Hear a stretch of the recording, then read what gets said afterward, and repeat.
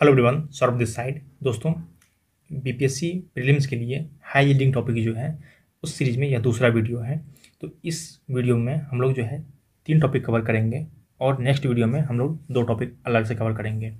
चूँकि अभी समय नहीं है तो इसलिए मैं आपको बता नहीं सकता हूँ कि इसका क्या कारण है, क्या नहीं है। एकदम डिटेल में नहीं जा सकते हैं। आपको उतना बताया जाएगा जितना कि आप एग्ज़ाम में फंसे नहीं। मेरा यही प्रयास है, आप एग्ज़ाम में फंसे नहीं, आपका काम निकल जाए बस। तो आइए शुरू करते हैं। देखिए, अगर अर्थ की बात करें तो अर्थ के शेप को अगर लेकर प्रश्न आता है तो वो आप शेप लिखेंगे ज्वाइड है या ऑबलेट स्फेरॉइड है। अगर इसकी स्टडी की बात करेंगे तो वो पृथ्वी के शेप और साइज की स्टडी को कहते हैं जियोडेसी कहते हैं। अगर हम इसके डायमीटर की बात करें तो आप ये मानिए कि इसके नॉर्थ साउथ और वेस्ट टू ईस्ट डायमीटर में अंतर है। वो कितना अंतर है तो आप देख रहे होंगे कि नॉर्थ टू अगर साउथ हम अगर बात करें तो 12,714 किलोमीटर है। वहीं ईस्ट टू वेस्ट की बात करें तो 12,756 किलोमीटर है। मतलब यह हुआ कि इसके इक्वेटोरियल डायमीटर और पोलर डायमीटर में जो है डिफरेंस है। तो पोलर डायमीटर जो है इसका 42 किलोमीटर कम है। तो इस दोनों के डिफरेंस में मतलब 0.3% जो है डिफरेंस है डायमीटर में। क्यों डायमीटर में डिफरेंस हुआ? 2 रीज़न है। एक तो आप जानते हैं कि ग्रेविटेशनल फोर्स पोल पे काफ़ी ज़्यादा लगता है, ग्रेविटेशनल फोर्स पोल पे काफ़ी होता है। तो एक कारण इसका ये भी है, बिल्कुल चिपटा कर दिया। और दूसरा ये है कि जब भी कोई बॉडी मूव करती है सर्कुलर मोशन में मूव करती है तो आप जानते हैं कि एक बाहर की तरफ फोर्स लगता है। बाहर की तरफ फोर्स लगा है यहाँ सेंट्रीफ्यूगल फोर्स, जो कि बैलेंस आउट करने के लिए लगता है। तो सेंट्रीफ्यूगल फोर्स कारण ये थोड़ा सा बल्ज शेप में आ गया है। ठीक, तो 2 रीजन इसका है। आप बस इतना याद रखेंगे कि इसका इक्वेटोरियल डायमीटर जो है इसके पोलर डायमीटर से 42 किलोमीटर अधिक है। आगे आइए बात करते हैं। अब बात करते हैं लेटीट्यूड और लॉन्गिट्यूड की। लेटीट्यूड क्या होता है? देखिए, लेटीट्यूड एंगुलर डिस्टेंस होता है। Latitude is a angular distance on a surface of the earth measured in degree from the centre of the earth. तो पृथ्वी के केंद्र बिंदु से पृथ्वी की सतह पर मापी गई यह एंगुलर कोणीय दूरी है। अब क्या देखिए, आप यहाँ देख रहे होंगे कि पैरेलल है। ये क्या है? एक दूसरे के पैरेलल है।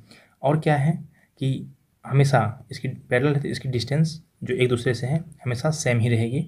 लेकिन आप देख रहे होंगे कि ये जो है आपका सर्कल ये कम होते जा रहा है। जैसे जैसे हम पोल की तरफ जाएंगे तो कम होते जाएगा। सबसे बड़ा कौन सा है? ये है इक्वेटर के पास। तो इसलिए इसको कहते हैं हम लोग, इसको करते हैं ग्रेट सर्कल। ग्रेट सर्कल इसको कहते हैं। ठीक, अब इसी में देखिए, इसी में अगर 23.5 डिग्री यहाँ खींच दें तो इसको कहते हैं ट्रॉपिक ऑफ कैंसर और इसको कहते हैं ट्रॉपिक ऑफ कैप्रिकॉर्न साउथ में 23.5 डिग्री को। क्यों कहते हैं? क्योंकि सन का डायरेक्ट लाइट यहीं तक आता है। यहीं तक सन का डायरेक्ट लाइट आता है। यहाँ कब आता है, यहाँ कब आता है और यहाँ कब आता है, ये आपको आगे वीडियो में बताया जाएगा। पहले ये जान लें। अब सबसे इम्पोर्टेंट प्रश्न जो इसमें आता है कि टोटल लेटीट्यूड कितना है, मतलब टोटल लेटीट्यूड कितना है। तो एक बार हम लोग गिनते हैं कितना है। यहाँ से आप देख रहे होंगे अगर हम 0 डिग्री छोड़ दें, 1 डिग्री से अंतर से गिने तो यहाँ तक कितना है? कितना है? 90। फिर 1 डिग्री से यहाँ कितना होगा? 90। चूँकि ये कॉमन है इसलिए इसको छोड़ दिए हैं।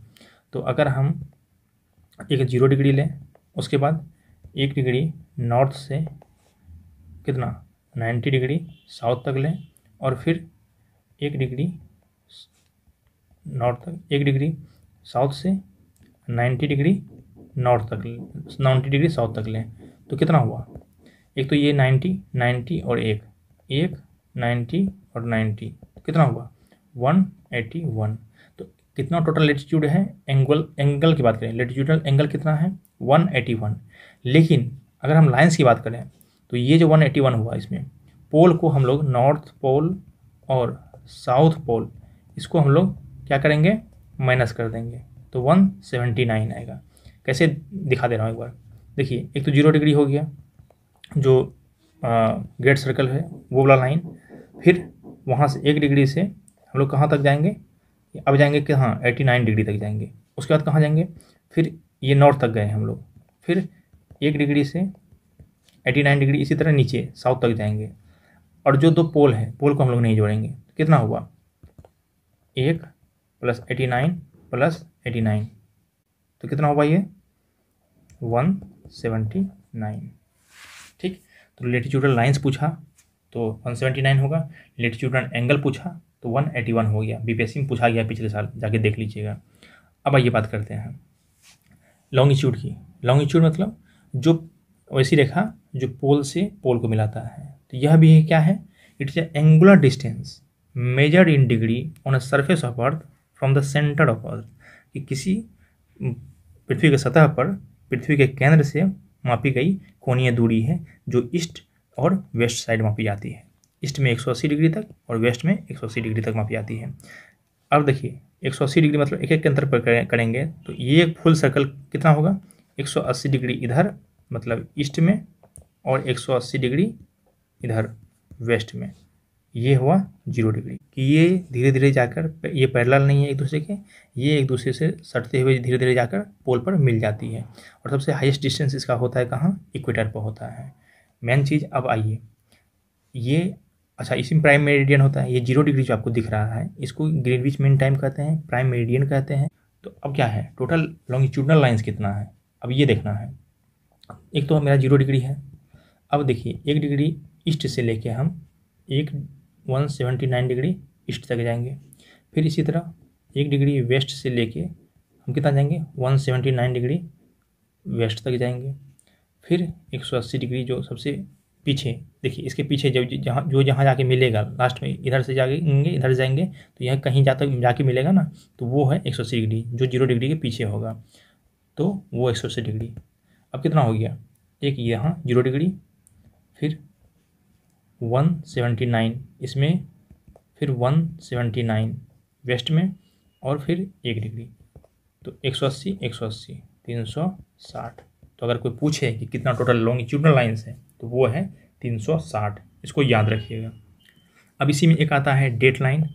तो डेट लाइन क्या होता है कि मैंने बताया ना कि 0 डिग्री प्राइम मेरिडियन जो है ग्रीनविच मीन टाइम, उसके सब इधर जाएंगे मतलब 180 डिग्री वेस्ट में और फिर 180 डिग्री ईस्ट में, तो हमको क्या मिलेगा, 180 डिग्री का लाइन भी दोनों जाके मिल जाएगा। मतलब हर लाइन जो है, हर लाइन जो यहाँ मिल रही है यहाँ एक, फिर एक पीछे भी लाइन होगा ना, इसके पीछे भी लाइन होगा, तो जो 0 डिग्री जहाँ जाके मिल रही है उसके पीछे जो लाइन है वो है 180 डिग्री मेरिडियन। मतलब जैसे आप 2D में अगर लें, 2D में लें तो 0 डिग्री यहाँ है, 180 डिग्री ईस्ट जाएंगे, फिर 180 डिग्री वेस्ट जाएंगे, तो ये तो 2D में है। अगर 3D में इसको मिलाएंगे तो ये जाके यहाँ मिल जाएगा। तो यही 180 डिग्री जो है उस साइड, इसी कहते हैं प्राइम मेरिट, मतलब इंटरनेशनल डेट लाइन कहते हैं। तो इंटरनेशनल डेट लाइन जो है ये सीधी रेखा में क्यों नहीं है, इसलिए नहीं है क्योंकि अगर मान लीजिए कोई बीच में यहाँ एक किरीबाती मान लो पड़ रहा है, द्वीप पड़ रहा है, तो अगर हम बीच से जाएंगे तो यहाँ ईस्ट साइड कुछ और होगा, वेस्ट साइड कुछ और होगा। तो इसीलिए इसको जो है बिल्कुल प्रशांत महासागर में आप देख रहे हैं ऐसे डिजाइन किया गया है, ऐसे खींचा गया है ताकि कोई इसके बीच में कोई द्वीप नहीं आए। मेन रीज़न यही है क्योंकि एक ही देश में कई सारा डेट लाइन पड़ जाएगा इसलिए। अब एक और कॉन्सेप्ट इसमें जुड़ा हुआ है, उसमें क्या है, देखिए बहुत ज़्यादा इसमें अंदर घुसने की ज़रूरत नहीं है, सिर्फ आपको अभी एग्जाम की दृष्टि से बता रहा हूँ। तो इंटरनेशनल डेट लाइन में आपको ये याद रखना है कि जब भी हम इंटरनेशनल डेट लाइन इसलिए कहते हैं कि इसको पार करते ही हम जो है दूसरे डेट में चले जाते हैं। मान लीजिए कि अभी यहाँ मंडे है, तो एक जैसे ही इसको हम कहाँ जाएंगे, हम जाएंगे इधर ईस्ट की तरफ जाएंगे। तो जैसे ही ईस्ट की तरफ जाएंगे तो एक दिन हमको गेन हो जाएगा, हम संडे में चले जाएंगे, मतलब एक दिन और हम मेरे पास हो गया। फिर अगर संडे ही अभी यहाँ है, यहाँ संडे है, मान लीजिए यहाँ संडे है, और जैसे ही इसको पार करेंगे डेट लाइन को तो यहाँ आ जाएगा मंडे, तो हम क्या हुआ, एक दिन मेरा ख़त्म हो गया। तो इसलिए इसको कहते हैं एक दिन आप लूज कर दीजिए। तो कहने का मतलब है कि अगर आज मान लीजिए 27 अक्टूबर है, ये 27 अक्टूबर मान लीजिए यहाँ है, 27 अक्टूबर यहाँ है, और हम जैसे ही इसको पार करके इधर चले जाएंगे तो यहाँ क्या हो जाएगा, यहाँ 26 अक्टूबर ही होगा। क्यों होगा, कैसे होगा, आपको समझाने में आधा घंटा लग जाएगा, इसको छोड़ दीजिए। आपको बस इतना याद रखना है कि जो इंटरनेशनल डेट लाइन है इसको जैसे ही पार करेंगे, जैसे ही इसके वेस्ट जाएंगे, मतलब सॉरी ईस्ट जाएंगे, तो वो हमको क्या हो जाएगा, गेन होगा। और जैसे ही इसके वेस्ट जाएंगे तो एक दिन मेरा और वेस्ट हो जाएगा, तो ये क्या हो जाएगा, लॉस हो जाएगा, मेरा दिन लूज कर जाएगा। तो मान लीजिए यहाँ 1 जनवरी है, आप पार्टी मना रहे हैं और फिर दोबारा पार्टी मनाने का मन है, तो आप डेट लाइन को पार करके यहाँ चले आइए, एक दिन आपको और मिल जाएगा, ये 31 दिसंबर ही होगा। ओके, समझ गए, ठीक। तो हम लोगों का जो है 0 डिग्री मतलब प्राइम मेरिडियन ख़त्म हो गया, या इसको कर सकते हैं ग्रीनविच मीन टाइम ख़त्म हो गया। उसके बाद हम लोग 180 डिग्री देखें कि इंटरनेशनल डेट लाइन क्या होता है, उसके ईस्ट जाने पे क्या होता है, एक दिन गेन होता है, वेस्ट जाने पे एक दिन लूज होता है, ये देख लिए। अब क्या बचा, अब बचा हमारा कि अब देखिए ये हुआ फुल सर्कल, कितने का है 360 डिग्री का। 360 डिग्री कितना फुल सर्कल पृथ्वी कितने देर में चक्कर लगाता है, तो 24 घंटे में। तो हम कह सकते हैं कि 1 घंटे में जो है पृथ्वी 15 डिग्री कवर करती है। अगर 1 घंटे में 15 डिग्री कवर करती है तो इसको हम ऐसे भी कर सकते हैं कि 15 डिग्री चलने में पृथ्वी को 60 मिनट लगता है। तो 1 डिग्री चलने में कितना होगा 4 मिनट। तो इसलिए अगर एक देशांतर से दूसरे देशांतर पर जाना है कहीं भी तो आपको क्या लगेगा 4 मिनट का समय लगेगा। अब क्या है कि अगर आपको ये 0 डिग्री से ईस्ट जाना है तो आपको क्या होगा प्लस होगा, आपके समय में प्लस होगा। और अगर वेस्ट जाना है तो क्या होगा माइनस होगा। जैसे भारत का जो टाइम माना गया है 82.5 डिग्री ईस्ट। अब ये देखिए 82.5 डिग्री ईस्ट किससे किससे पार होता है, ये आपको ये ध्यान रखना है। पहले तो यूपी से होता है, फिर आपका एमपी से होता है, फिर छत्तीसगढ़ से होता है, उसके बाद उड़ीसा से होता है और उसके बाद आंध्र प्रदेश से होता है। ठीक, ये चीज़ आप याद रखिएगा कि ये 5 स्टेट से पार होता है। और इसको यूपी में इलाहाबाद के नैनी से गुजरता है, मिर्ज़ापुर के आसपास से गुजरता है। तो अगर हम 82.5 डिग्री हम ईस्ट माने तो ये ग्रीनविच मीन टाइम से कितना आ गया होगा। अगर हम इसको गुना करें 4 से तो कितना होगा 330 मिनट होगा। 330 मिनट, 330 मिनट का मतलब हो गया 5.5 घंटा। 5.5 घंटा जो है ये हम लोग ग्रीनविच मीन टाइम से आगे हैं, इसलिए हम लोग प्लस लिखते हैं। ठीक, अब एक और कॉन्सेप्ट है कि day light saving. Day light saving क्या है, देखिए अगर हम भारत की बात करें तो इसके लॉन्गिट्यूडनल एक्सटेंड में कितना अंतर है। यहाँ अगर गुजरात है और यहाँ अरुणाचल प्रदेश है तो इस दोनों के बीच में आप देखेंगे कि लगभग 30 डिग्री का अंतर है। 30 डिग्री का अंतर मतलब हुआ कि समय की दृष्टि से देखें तो 4 मिनट एक लॉन्गिट्यूड से दूसरे लॉन्गिट्यूड पर जाने में लगता है। तो ये हो गया आपका 120 मिनट। 120 मिनट का मतलब है 2 आवर, 2 घंटा। मतलब अगर यहाँ शाम का 5 बज रहा है तो यहाँ कितना हो जाएगा, यहाँ 2 घंटा उससे पहले ही यहाँ सूरज डूब जाएगा। यहाँ हो जाएगा 7 बज जाएगा लेकिन सूरज पहले डूब जाएगा वहाँ। ठीक, अब देखिए इसका मतलब है कि 7 बजे से यहाँ सूरज डूब गया और यहाँ 5 बजे ही डूबा है। तो इसका डे टाइम और इसका डे टाइम अलग अलग है। इसका मतलब इसका सुबह भी पहले हुआ होगा। तो इसीलिए ये मांग करता है जो भी इस तरफ के लोग हैं, इसको चाय बागान टाइम कहते हैं। तो ये मांग करते हैं कि हम मेरा ऑफिस जो है पहले अगर खुल जाए तो जो लाइट है, मान लीजिए 5 बजे तक ऑफिस चल रहा है, यहाँ 5 बजे अंधेरा हो चुका है पहले ही। ठीक, तो वो डे टाइम का जो है लाइट उसका हम यूज कर सकें। इसलिए जैसे हम लोग ऑफिस 9 से 9:30 से मान लीजिए आप 4:30 कर रहे हैं, तो इसका क्या है ऑफिस करने का मतलब है, इसका है कि मेरा 7:30 से ही शुरू कर दो और मेरा जाके 2:30 बजे ख़त्म कर दो, ताकि हम भी काम उतना ही करें लेकिन हम डे लाइट टाइम का यूज कर सकें। तो यही डे लाइट सेविंग का एक कॉन्सेप्ट है। अब एक और कॉन्सेप्ट जान लेते हैं। देखिए पृथ्वी का दिन और रात किससे होता है, दिन और रात होता है अपने अक्ष पर घूमने से। लेकिन पृथ्वी का जो सीजन चेंज होता है वो किससे होता है, कितना हमको सूरज का रोशनी मिल पा रहा है, कितना सूर्य हमसे दूर है, उस पर डिपेंड करता है कि उसका पाथ पे स्थिति क्या है। ठीक, तो देखिए ये किससे होता है, ये होता है रिवॉल्यूशन से। ये प्रश्न आता है कि सीजन का चेंज किससे होता है, रिवॉल्यूशन से। डे लाइट किससे होता है, रोटेशन से। ठीक, अब देखिए ये सन है, सन के जो बिल्कुल सामने वाला पार्ट आएगा उस पर ज़्यादा रोशनी पड़ेगा और जो दूर है उस पर कम पड़ेगा। तो यहाँ जो है विंटर सोल्स्टिस में का मतलब है कि ये 22 दिसंबर का टाइम है। जब हम लोग ठंडी में अगर अपनी बात करें तो हम लोग शीत आयातांत इसको कहते हैं हिंदी में। अगर हम लोग ठंडी की बात करें तो 22 दिसंबर को ठंड होती है, लेकिन दक्षिणी गोलार्ध में इसी समय सूर्य सबसे ज़्यादा रोशनी दे रहा होता है। तो 22 दिसंबर को सूरज का सबसे ज़्यादा रोशनी मिल रहा होता है दक्षिणी गोलार्ध में, और इस दिन डे जो है सबसे लंबा होता है और नाइट सबसे छोटी होती है। कहाँ, दक्षिणी गोलार्ध में। ठीक इसका उल्टा होता है कहाँ, आपका उत्तरी गोलार्ध में। यहाँ जो है नाइट इस दिन सबसे लंबी होगी और डे सबसे छोटा होगा।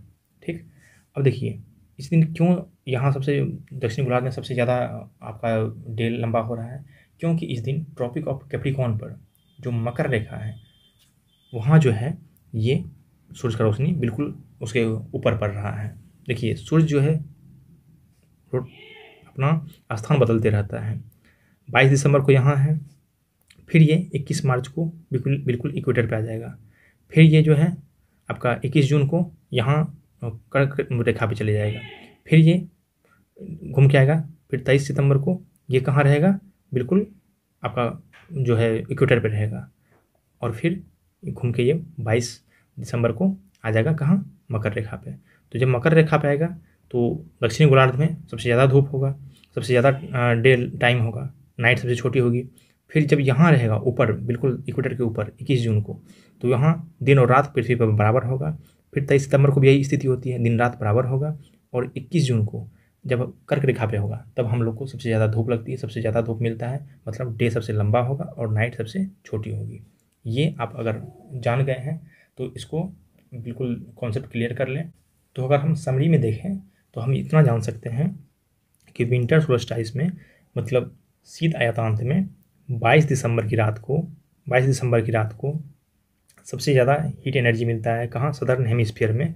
इसलिए वहाँ सबसे लंबा दिन होता है और सबसे छोटी रात होती है 22 दिसंबर को। ठीक इसका उल्टा होता है कहाँ? नॉर्थ में। अगर साउथ में सबसे ज़्यादा लंबा दिन होगा तो यहाँ डे जो होगा सबसे छोटी होगी और नाइट सबसे लंबी होगी नॉर्थ में। ठीक जब हम ऊपर आते हैं 21 मार्च को, तो 21 मार्च को हम देखते हैं कि बिल्कुल सूरज सामने है, इक्वेटर पे है। तो यहाँ डे और नाइट जो है इक्वल होगा। ठीक यही सितंबर के समय होता है। 23 सितंबर को डे नाइट बिल्कुल इक्वल होगा, बिल्कुल इक्वल होगा। लेकिन जब हम 21 जून को यहाँ आते हैं, 21 जून को आते हैं, तो हम लोग यह एक्सपीरियंस करते हैं कि नॉर्थ में जो है सबसे ज़्यादा नॉर्थ हेमिस्फीयर में सबसे ज़्यादा क्या होता है? डे सबसे बड़ा होता है और नाइट क्या होती है? सबसे छोटी होती है। ठीक इसका उल्टा यहाँ होगा। जब हम लोग नॉर्थ में सबसे ज़्यादा डे लंबा हो रहा है तो साउथ में क्या होगा? उस दिन डे सबसे छोटा होगा और नाइट सबसे लंबी होगी। तो ये आपको कॉन्सेप्ट बिल्कुल दिमाग में बिठा लेना है। एक और स्थिति होती है कि जब सूर्य का चक्कर लगा रहा होता है पृथ्वी, तो एक ऐसी स्थिति आती है कि जब पृथ्वी सबसे ज़्यादा दूरी पर होती है और एक समय होता है जब सबसे नज़दीक होती है। क्योंकि इसका पाथ जो है इलिप्टिकल पाथ में ऐसा हो सकता है कि कभी बिल्कुल नज़दीक हो और कभी बिल्कुल दूर हो जाए। तो देखिए सबसे दूर कब होता है? सबसे दूर ये होता है एफिलियन जिसको कहते हैं, वो होता है 4 जुलाई को, याद रखिएगा। और सबसे नज़दीक कब होता है? ये होता है 3 जनवरी को। हैप्पी बर्थडे टू मी, ये मेरे जन्मदिन के दिन सबसे नज़दीक होता है। तो ये आप याद रखिएगा। तो इतना टॉपिक हम लोग पढ़ लिए, इतना सा आपका काम चल जाएगा। आगे हम लोग इंटीरियर ऑफ द अर्थ पढ़ेंगे और उसी से रिलेटेड है सिस्मिक वेव, जो भूकंप आता है उसका कौन सा वेव होता है वो हम लोग पढ़ेंगे। तो वो हम लोग नेक्स्ट वीडियो में पढ़ेंगे। ये बहुत लंबा हो जाएगा। Thank you so much.